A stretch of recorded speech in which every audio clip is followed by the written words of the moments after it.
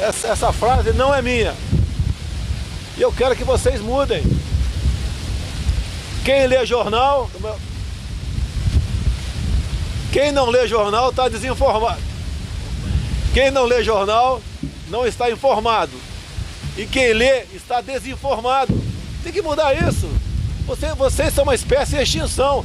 Eu acho que eu vou botar o jornalista do IBAMA, o jornalista do Brasil, vinculado ao IBAMA. Eles são uma raça em extinção. Eu quero pegar essa fala do Bolsonaro na entrevista que ele dá de manhã para os jornalistas, e foi ontem isso. Sinceramente, essas entrevistas que ele dá de manhã é um festival de maluquice, é um festival de desatinos que simplesmente é inacreditável. Só essas entrevistas já serviriam para gerar material para a semana inteira para falar sobre isso, porque, sinceramente, é uma coisa pior do que a outra. Então, o que ele falou ontem foi que, bem, de maneira confusa dele, né, parece que está com um problema cerebral ali, não consegue concatenar as ideias. De acordo com ele, quem não lê jornais, bem, ele diz que a frase não é dele, né, que isso aí veio de outra pessoa. Quem não lê os jornais não está informado e quem lê os jornais está desinformado. Eu já falei sobre esse tema aqui em várias circunstâncias e é importante repetir porque é um trabalho de desconstrução que eles querem fazer em relação a certos canais tradicionais de comunicação, a certos veículos ou a certas fontes tradicionais de informação, que inclui a imprensa, que inclui as universidades, professores, que inclui o conhecimento consolidado. Eles querem tirar a credibilidade dessas fontes e transmitir para outras fontes, que seria a dita imprensa alternativa, que são canais bolsonaristas que defendem o governo, e também as igrejas. Então eles derrubam, eles quebram a credibilidade dos jornais, da televisão, dos canais tradicionais de comunicação, dos professores, das universidades, e transmitem isso para o pastor ou para o comunicador bolsonarista. A intenção é óbvia, É claro que isso não quer dizer que não existam jornais ou jornalistas que são desonestos, que desinformam. É claro que há, porque quando você tem livre imprensa, você tem diferentes canais de comunicação que podem ser desonestos de fato. Mas, via de regra, a gente pode pensar que os grandes jornais, eles têm um compromisso com a credibilidade, eles têm um compromisso com o fato. Podem errar, podem ter vieses, podem distorcer às vezes a informação por certo propósito político obscuro, podem fazer isso. Mas, via de regra, eles têm que se fiar nos fatos. Uma coisa curiosa, por exemplo, nos Estados Unidos, eu estava acompanhando alguns debates na Câmara dos Deputados lá, né, na House of Representatives deles, e via de regra, quando eles querem defender um ponto, defender alguma coisa, fazer alguma acusação ou defender alguma proposta, eles apresentam também, além de dados científicos, além de conhecimento consolidado dentro da universidade, eles também apresentam como evidências artigos jornalísticos do Washington Post, do New York Times. Ou seja, nos Estados Unidos, pelo menos, eles sabem o compromisso que grandes veículos de comunicação têm com os fatos. Se saiu no New York Times, se saiu no Washington Post, eles têm pelo menos uma grande dose de certeza que aquilo ali foi verificado, que aquilo ali que o jornalista fez o trabalho dele de verificar os fatos, de verificar as posições e de apresentar a informação mais fidedigna possível.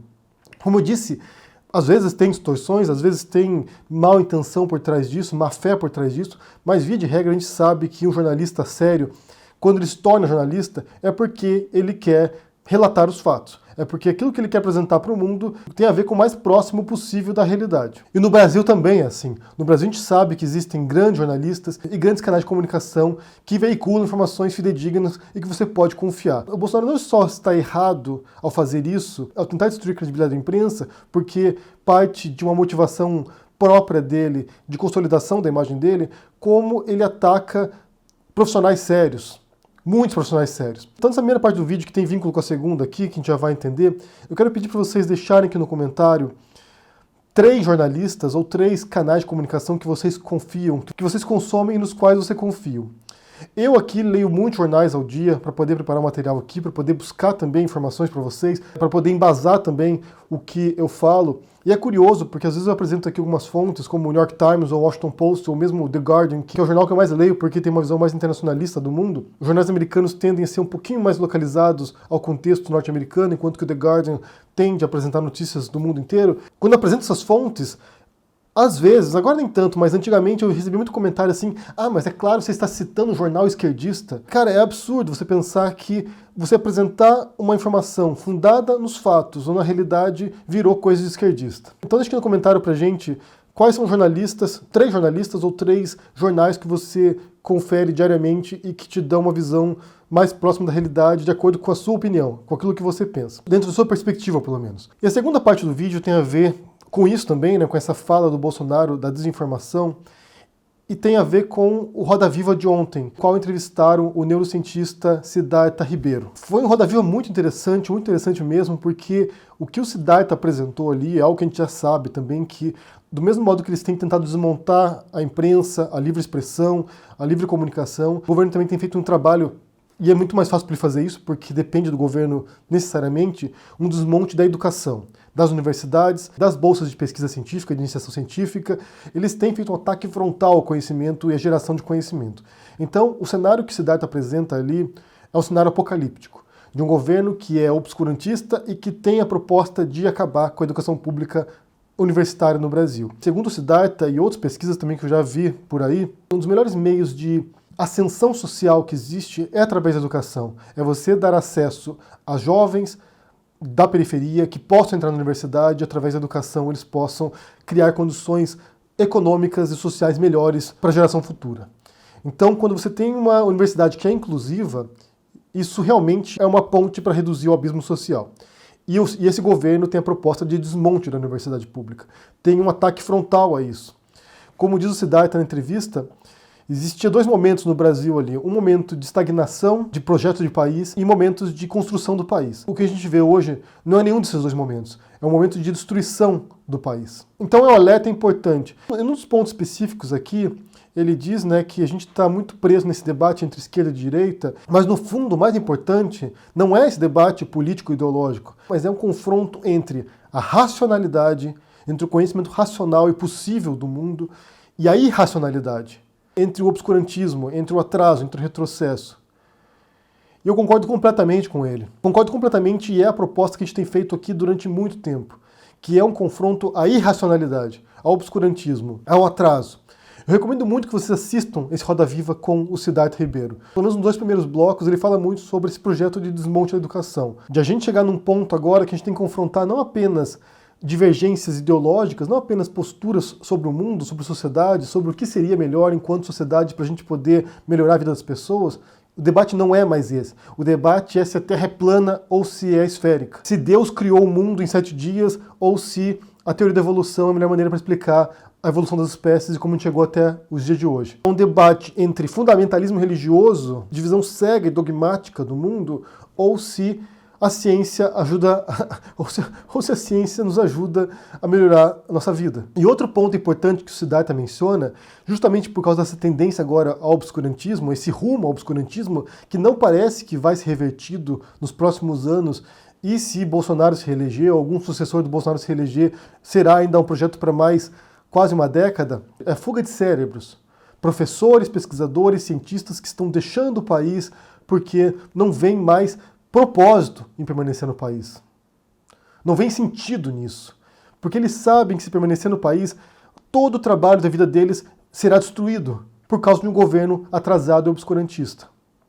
O Siddhartha ainda insiste no Brasil. Ainda tem fé, na verdade aqui é quase dogmático, né? Ainda tem uma crença de que é possível reverter esse processo. Mas muitos já abandonaram. E eu compreendo completamente quem deixa o país porque sabe que toda a sua carreira está em jogo. Por que você vai insistir em algo que não parece ter solução? Talvez o Siddhartha seja um idealista nesse sentido, confrontando um cenário apocalíptico, enquanto projeto de país, enquanto projeto de educação, enquanto projeto universitário. Ele diz ali num ponto que ele tem que usar do próprio salário dele para pagar pesquisadores porque as bolsas de pesquisa foram congeladas ou acabaram. Então é um grau de confiança de que aquilo ali vai se reverter em algum momento que eu não sei se muita gente tem razão para acreditar nisso ainda, para pensar nisso. E ele fala ali também, algo que eu já falei anteriormente, que há uma perspectiva de que o Brasil vire um Irã evangélico, o evangelistão. Que você tenha a Damares com seu projeto de infiltrar pastores evangélicos na ciência, por exemplo, e reverter séculos de iluminismo, de esclarecimento, de busca pelo conhecimento científico. E é um risco real, é um risco real. Então confira essa entrevista com o Siddhartha, porque ali tem bons pontos de reflexão para você entender o grau de atraso que o Brasil está entrando agora. Não é só especulação, não é só alarmismo, não é só exagero. De fato, é um projeto de destruição da educação que tem sido implementado dia após dia com esse governo, com esse Ministério da Educação e que passa por todos os níveis de educação do Brasil. É como se um país inteiro houvesse suspendido o senso crítico e racional, a inteligência, para começar a acreditar em certos mitos da Era do Bronze agora, como se fosse a única resposta para a sociedade. Isso é extremamente preocupante e isso está além de ideologias políticas. Porque você pode ser uma direita racional. Esse é o fato. Você pode ser uma direita racional. Mas o problema não é esse. O problema é que quem assumiu o governo agora é uma extrema-direita irracional, insana, ilógica, que simplesmente não aceita os achados da ciência. Nega. Esse que é o ponto, na verdade. É um negacionismo da ciência, é um negacionismo histórico, é um negacionismo do conhecimento consolidado e dos fatos, da imprensa, da educação, da ciência, das universidades. Esses são os grandes inimigos desse governo, o conhecimento e a livre informação. E eu repito aqui que isso parte como projeto das ideias do Olavo de Carvalho. Eu já falei isso anteriormente, repito aqui porque é importante. Se você tem uma base conceitual, entre aspas, aqui, para fundamentar essa irracionalidade, em parte é o Olavo de Carvalho e na outra parte é o fundamentalismo religioso. São os grandes neopentecostais que têm uma grande influência nesse governo, enquanto eleitorado e também enquanto suporte político. O que a gente vê é o desmonte daquilo que se deu em poucas décadas que o Brasil dedicou à consolidação de ciência, de pesquisa, de conhecimento universitário sério, respeitado em alguns casos mundialmente, é o desmonte disso.